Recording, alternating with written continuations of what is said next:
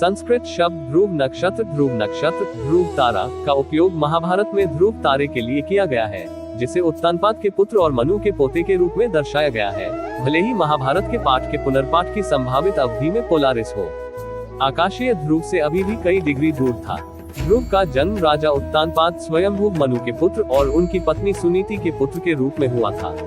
6 राजा का एक और पुत्र उत्तम भी था, जो उनकी दूसरी रानी सुरुचि से पैदा हुआ था, जो उनके स्नेह का पसंदीदा पात्र था। एक बार जब ध्रुव 5 वर्ष का बच्चा था, उसने अपने छोटे भाई उत्तम को राजा के सिंहासन पर अपने पिता की गोद में बैठे देखा। सुरुचि, जो पहली पत्नी के बड़े बेटे से ईर्ष्या करती थी क्योंकि वह ध्रुव सिंहासन का उत्तराधिकारी होगा, न कि सुरुचि का बेटा, अपने पिता की गोद में बैठने के प्रयासों के लिए युवा ध्रुव को क्रूरता से डांटा। जब ध्रुव ने विरोध किया और पूछा कि क्या उसे अपने पिता की गोद में बैठने की अनुमति नहीं दी जा सकती, तो सुरुचि ने उसे डांटते हुए कहा, जाओ भगवान से मेरे गर्भ में जन्म लेने के लिए कहो, तभी आपको विशेषाधिकार मिलेगा। सुनीति, जो सौम्य स्वभाव की थी और अब कम पसंदीदा पत्नी है, ने व्याकुल बच्चे को सांत्वना देने की कोशिश की, लेकिन ध्रुव अपने भाग्य के बारे में स्वयं भगवान से सुनने के लिए दृढ़ थे। उनके दृढ़ निश्चय को देखकर उनकी मां ने उन्हें विदा किया और वे वन की एकांत यात्रा पर निकल पड़े। ध्रुव अपने लिए उचित स्थान की तलाश करने के लिए दृढ़ थे और इस संकल्प को देखते हुए दिव्य ऋषि नारद उनके सामने प्रकट हुए और उन्हें इतनी कम उम्र में खुद पर कठोर तपस्या करने से रोकने की कोशिश की। लेकिन ध्रुव के दृढ़ संकल्प की कोई सीमा नहीं थी और आश्चर्यचकित ऋषि ने उसे भगवान विष्णु की तलाश करते समय ध्यान करने के लिए अनुष्ठान और मंत्र सिखाकर अपने लक्ष्य की ओर निर्देशित किया। एक मंत्र जो नारद ने सिखाया था और जिसका ध्रुव ने प्रभावी ढंग से उपयोग किया था, वह था ओम नमो भगवते वासुदेवाय। 6 सलाह मिलने पर ध्रुव ने अपना ध्यान शुरू किया और 6 महीने तक बिना भोजन और पानी के रहे। उनकी तपस्या के प्रभाव से स्वर्ग हिल गया और विष्णु उनके सामने प्रकट हुए, लेकिन बच्चे ने अपनी आंखें नहीं खोली क्योंकि वह अभी भी नारद द्वारा वर्णित विष्णु के रूप के अपने आंतरिक दर्शन में लीन था। 6 विष्णु को उस आंतरिक दृष्टि को गायब करने की रणनीति अपनानी पड़ी। तुरंत ध्रुव ने अपनी आंखें खोली और जो कुछ वह अपनी मानसिक दृष्टि से देख रहा था, उसे बाहर देखकर विष्णु के सामने झुक गया, लेकिन वह एक भी शब्द नहीं बोल सके। विष्णु ने अपने दिव्य शंख से ध्रुव के दाहिने गाल को छुआ, जिससे उसकी वाणी में स्फूर्ति आ गई।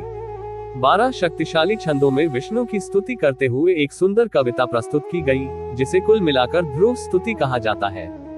7 विष्णु पुराण यहाँ थोड़ा अलग विवरण देता है। जब विष्णु ध्रुव की तपस्या से प्रसन्न हुए और उनसे वरदान इच्छाओं की पूर्ति मांगा, तो उन्होंने एक स्तुति भजन के ज्ञान का वरदान मांगा। अन्य व्यक्तियों ने सांसारिक या स्वर्गीय सुख या अधिक से अधिक मोक्ष मांगा होगा, लेकिन ध्रुव की कोई व्यक्तिगत इच्छा नहीं थी। हिंदू धर्म में शाश्वत शांति के लिए सभी इच्छाओं का त्याग आवश्यक माना जाता है। ध्रुव पद का यही अर्थ है। यही कारण था कि सप्तर्षियों ने ध्रुव को एक तारे का सबसे प्रतिष्ठित स्थान ध्रुव तारा देने का निर्णय लिया। 8 विष्णु की याद में लंबा समय बिताने के बाद वह अपनी तपस्या का उद्देश्य भी भूल गया और केवल विष्णु की याद में जीवन मांगा। उनकी तपस्या से प्रसन्न होकर विष्णु ने उनकी इच्छा पूरी की और आगे आदेश दिया कि वह ध्रुव पद प्राप्त करेंगे, वह अवस्था जहां वह एक दिव्य पिंड बन जाएंगे जिसे महाप्रलय भी नहीं छुएगा। 9 ध्रुव अपने राज्य लौट आए। उनके परिवार ने उनका गर्मजोशी से स्वागत किया और 6 साल की उम्र में उन्हें राजतिलक प्राप्त हुआ। उन्होंने कई दशकों तक निष्पक्ष एवं निष्पक्ष तरीके से शासन किया। श्रीमद्भागवत के अनुसार एक बार ध्रुव का सौतेला भाई उत्तम शिकार करने के लिए हिमालय की तलहटी में गया। हालांकि वह एक यक्ष द्वारा मारा गया था। उत्तम की मां सुरुचि उसकी तलाश में गई, लेकिन वह भी मारी गई। ये खबर ध्रुव तक पहुंची। वह क्रोधित हो गया और इसलिए उसने यक्षों के खिलाफ युद्ध की घोषणा की।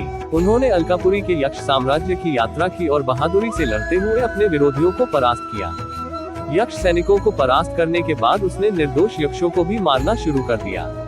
इससे घबराकर ध्रुव के दादा स्वयंभू मनु उनके सामने प्रकट हुए और उन्हें रुकने का आदेश दिया। उन्होंने ध्रुव का क्रोध शांत किया। 10 अपनी गलती का एहसास होने पर ध्रुव ने यक्ष राजा वैश्रवण से माफी मांगी। वैश्रवण ने ध्रुव से वरदान मांगा और ध्रुव ने विष्णु के प्रति अपनी भक्ति बनाए रखने में सक्षम होने का वरदान मांगा। Opening square bracket